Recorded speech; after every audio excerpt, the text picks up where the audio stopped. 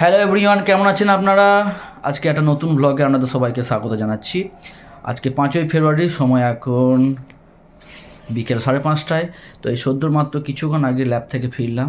আজকে আমি খুবই টায়ার্ড বলতে পারেন, তার কারণ আমি অনেক সকালে আজকে ল্যাব গেছিলাম, সেখানে ল্যাবে বেশ কিছু কাজ করেছিলাম এবং আজকে আমি লাঞ্চ করতে আমার রুমেও আসতে পারিনি, আমাদের ক্যাফেতেই লাঞ্চ করেছিলাম। তো তারপর আবার কাজ শেষ করে আজকে এই জাস্ট 10 মিনিট হবে ল্যাব থেকে এলাম। তো ল্যাব থেকে এসে দেখছি যে রুমে খাবার দাবার কিছুই নেই, সব শেষ হয়ে গেছে এবং কালকে আমি অত খেয়াল করিনি। তো আজকে একটু যাব শপিং করতে, নিত্য প্রয়োজনীয় জিনিসগুলো কিনে আনতে।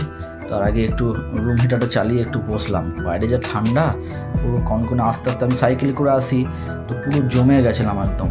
তো একটু বসি, তারপর যাব এবং গিয়ে দেখাবো আপনাদেরকে যে জাপানে মানে নিত্য প্রয়োজনীয় জিনিসগুলো বলতে, যেমন সবজি বলুন বা মাছ মাংস ডিম, এগুলো কীরকমভাবে বিক্রি হয় এবং এগুলোর দাম কেমন। তো আশা করি আপনাদের ভালো লাগবে, পুরো ভিডিওটা দেখবেন। চলুন।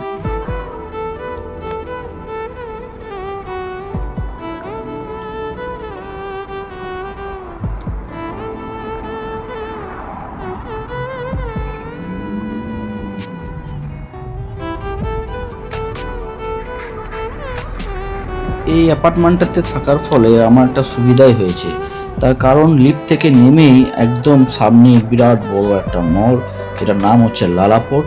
এখানে সব ধরনের জিনিসপত্র পাওয়া যায়, শুধু খাবার দাবারই নয়, বিভিন্ন ধরনের অ্যাক্সেসরিজ, ইলেকট্রনিক্স গ্যাজেট থেকে শুরু করে শীতের পোশাক, ইভেন ব্ল্যাঙ্কেট থেকে শুরু করে সব ধরনের জিনিসপত্রই কিন্তু এখানে পাওয়া যায়। উপরে অনেক ধরনের রেস্টুরেন্ট আছে, ইটালিয়ান, জাপানিজ। তো সেই সব রেস্টুরেন্টে চাইলে উইকেন্ডে বা সবসময় কেউ না কেউ ভাবে কিন্তু খাওয়া যেতে পারে। তো এটা আমার একটা সুবিধাই হয়েছে এই অ্যাপার্টমেন্টটাতে থাকার পরে। তো দেখতেই পাচ্ছ সামনে আমার যেখান থেকে জিনিসপত্র কিনবো আজকে আমি, টোকিও স্টোর। তো এটা এসে গেছে। তো এখানে এই দিক দিয়ে এন্ট্রান্স, এখানে ঢুকতে হবে।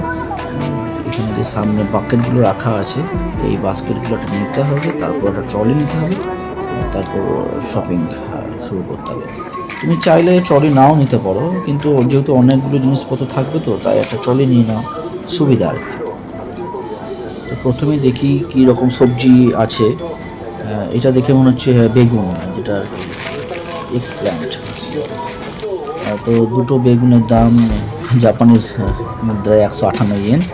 আর তুমি যদি ক্যাপসিকাম কিনতে যাও, 4 পিস ছোটো ছোটো ক্যাপসিকাম, তোমার দাম পড়বে 158 ইয়েন। এগুলো এক ধরনের বাঁধাকপি টাইপ, জানি না এক্স্যাক্টলি কি, যেটার দাম দেখা যাচ্ছে 98 ইয়েন। আর অ্যাপেল নিতে চাইলে তোমার একটা পিস তোমার 470 ইয়েন পড়বে। বিভিন্ন ধরনের ফল আছে, কিউই রয়েছে, এখানে রয়েছে অরেঞ্জ, অরেঞ্জ নাম সরি মোসাম্বি, বুঝতে পারছি না। তো এটা অরেঞ্জ নয় মনে হয়, অরেঞ্জ অন্য সাইড আছে। এগুলো টমেটো, ক্যাপসিকাম, বিভিন্ন ধরনের লাল, হলুদ, সবুজ ক্যাপসিকাম রয়েছে। দামগুলো দেখতেই পাচ্ছ, একটা পিস 299 ইয়েন করে পড়বে। এটা পেঁয়াজ, তুমি যদি একটা সিঙ্গেল পেঁয়াজ বা একটা সিঙ্গেল আলু নিতে চাও তো তোমার 99 টাকা করে পড়বে। গাজর যদি নিতে চাও তো তোমার 99 ইয়েন করে পড়বে। তো এই ধরনের দাম কিন্তু এখানে পড়ে।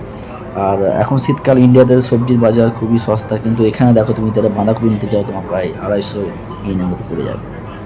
লেটুস শাক 260 তারা পড়বে। টমেটো বা মূলো, যদি 1 পিস মূলো নিতে চাও 200 ইয়েনের মতো পড়বে। পেঁয়াজের কলি আছে, রসুনের কলি আছে, সব ধরনের আছে। মোটামুটি সবজি সব ধরনেরই পাওয়া যায়। এবার দেখো আদা, এই 1 পিস একটা মোটা সাইজের আদা নিতে গেলে তোমার 300 ইয়েন পড়বে। আর রসুন, যদি তুমি একটা মোটা সাইজের রসুন নিতে চাও তাহলে তোমার প্রায় পড়বে 350 বা 300 ইয়েন। দামটা কখনো কখনো বাড়া কমা হয়, কিন্তু এরকমই দাম পড়ে। আমার প্রিয় যেটা হচ্ছে মাশরুম, তো আমি মাশরুম এখানে খাই। তো 200 ইয়েনের মতো মাশরুম পড়ছে। আমি এখানে 2টো মাশরুম নিয়ে নিলাম, রান্না করবো। তো আর দেখো এখানে দেখো মটরশুঁটি বা বিনস, সেখানে দামগুলো রয়েছে, দেখতেই পাচ্ছ প্রায় 350 এরকম। তো এই ধরনের জিনিসপত্র সবই কিন্তু পাওয়া যায় সব কিছু। এখানে মনে হচ্ছে পালং শাক, তো শাকের মতনই। তো এগুলোর দাম ভালোই আছে। এগুলো অরেঞ্জ আগে দেখালাম প্রথমে। হ্যাঁ, পেঁয়াজ যদি তুমি একসঙ্গে 4-5টা পেঁয়াজ নিতে চাও তাহলে তোমার প্রায় 300 ইয়ের মতো পড়বে।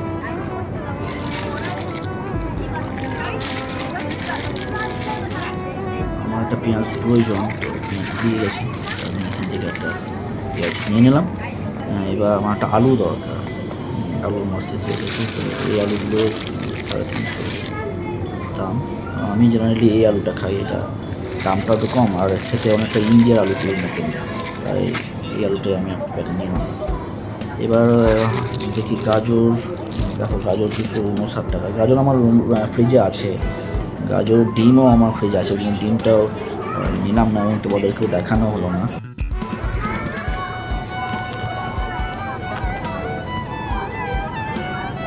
এখানে দেখো বিভিন্ন ধরনের মিক্স সবজি আছে, যেমন বাঁধাকপি, গাজর পিস পিস করে কেটে রাখা আছে প্যাকেট হিসেবে। তো এগুলো বেশ ভালো, আমি কখনো কখনো নিয়ে যাই। এগুলোর দাম 200 ইয়েনের মতো পড়ে। তো এই দেখো মাছের সেকশনে চলে এসেছে, বিভিন্ন রকমের মাছ আছে, সলমন আছে, কড আছে, তারপর টুনা আছে। তো দামগুলো দেখতেই পাচ্ছ 2 পিস করে, কোনটার দাম 1200, কোনটা 1300, কোনটা 500, এই ধরনের দাম আছে। চিংড়ি আছে, চিংড়ি আমি মাঝে 1-2বার নিয়ে গেছিলাম, বেশ রান্না করে খেয়েছিলাম। চিংড়ির দামটা মোটামুটি এখানে রিজনেবল। তো আমি যেহেতু ধীবর বাড়ির ছেলে, তা আমি মাছ খেয়ে খেয়ে আমার ছোটো থেকে প্রচুর মাছ খেয়ে, তো মাছের প্রতি আমার অতটা নেশা, তাই মাছ আমি এখানে যাবো না, এখনো পর্যন্ত খাইনি। এখানে বিভিন্ন ধরনের বিফ বা পর্ক জাতীয় মাংসগুলো আছে। আমি যেহেতু এগুলো খাই না, তো আমি এসব দেখিও নি, জাস্ট তোমাদের দেখানোর জন্য আমি ভিডিওটা করলাম।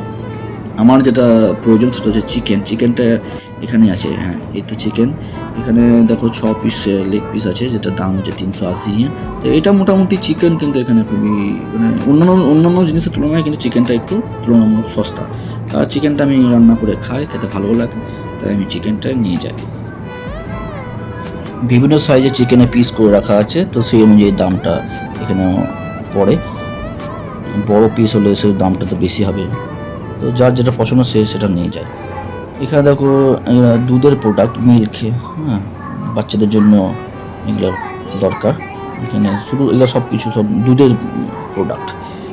তো আমার দুধ সহ্য হয় না, তো আমার যেটা দরকার সেটা হচ্ছে একটা ফ্রুট জুস নেবো আমি। এখানকার ফ্রুট জুসগুলো কিন্তু একদম 100% ফ্রুট জুস বলতে পারো।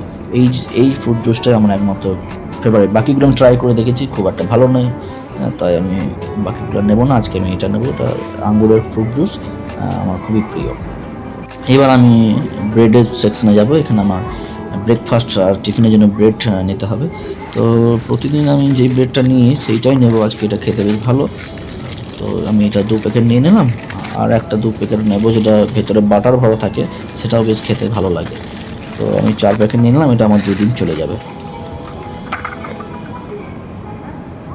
তো মোটামুটি আমার শপিং হয়ে গেছে, আর আমার সেরকম কিছু কেনার নেই। একটু তোমাদেরকে ঘুরিয়ে দেখাচ্ছি, দেখে নাও।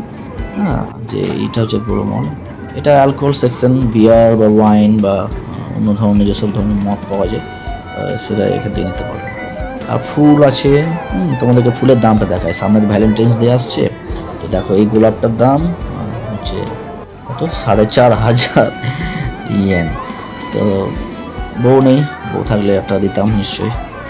এবার চলে এসেছে আমার বিলিং সেকশনে। এখানে সবাইকে লাইন দিয়ে দাঁড়িয়ে থাকতে হয়। এখানে কোনো তাড়াহুড়ো নেই, সব স্টেপ বাই স্টেপ সবাই সিস্টেমেটিক্যালি সব রুলসগুলো ফলো করে। সামনে ভদ্রমহিলার হলে আমি আমার বিলিংটা করিয়ে আমি জিনিসগুলো নিয়ে যেতে।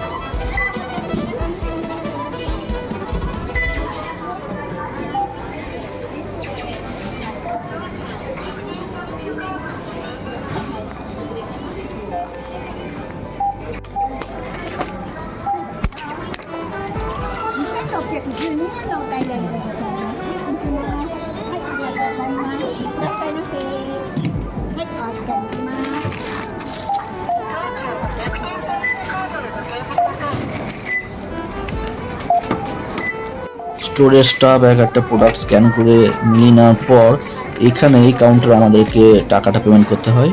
তো ইংলিশ করে নেওয়ার পর ক্যাশ সিলেক্ট করলে তোমার যত টাকা হচ্ছে সেই টাকাটা কোনো ভরে দিলেই তোমার বাকি টাকা তুমি বেরিয়ে চলে আসবে যদি বড় নোট হয়।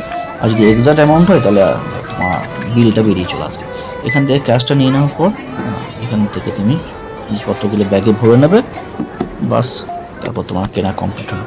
তো মোটামুটি আশা করি সবাইকে একটা আইডিয়া দিতে পারলাম যে জাপানের জিনিসপত্রের দাম কেমন, বা এখানে কেউ যদি 1 মাস থাকতে চায় তার কীরকম খরচা হতে পারে।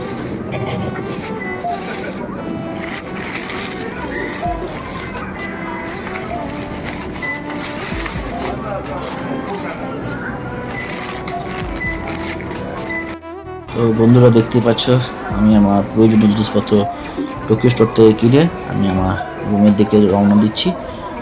আজকে খুবই টায়ার্ড, এরপরে আমাকে রুমে গিয়ে রান্না করতে হবে, ভীষণ ক্লান্ত। তা কেমন লাগলো বন্ধুরা জানাবে কমেন্ট করে অবশ্যই, তাহলে আমার খুব ভালো লাগবে। ভালো থেকো, গুড নাইট।